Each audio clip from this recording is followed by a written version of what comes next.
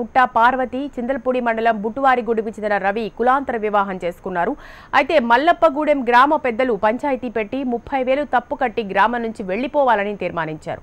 అయితే పార్వతి కుటుంబ సభ్యులు తమకంత స్థోమత లేదని చెప్పడంతో వారి కుటుంబాన్ని గ్రామం నుంచి వెలివేశారు.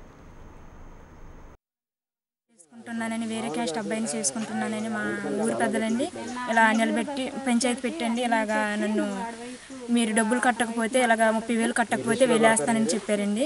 వెళ్ళేస్తానని చెప్పేసి రెండు వారాలుగా ఏ విషయం చెప్పకపోతే మీరు వెళ్ళేస్తామని చెప్పేసండి 2 వారాల తర్వాత మళ్ళీ పెట్టారండి. మేమైతే 30,000 కట్టలేము, మాకు ఆ స్తోమత లేదని చెప్పామండి. చెప్పేసరికి ఇలాగైతే వెళ్ళేస్తాము, మా ఇంటికి ఏ కార్యాలైనా మీరు రావద్దు, మీ ఇంటికి ఏదైనా అయినా మేము రామని చెప్పేశారండి. చెప్పేసేసరికి మేము టీ నరసాపురం వెళ్ళి ఇలాగా ఫిర్యాదు చేసామండి. చేసేసరికి వాళ్ళు ఎస్ఐ గారు ఇలాగ న్యాయం చేస్తారని చెప్పారండి.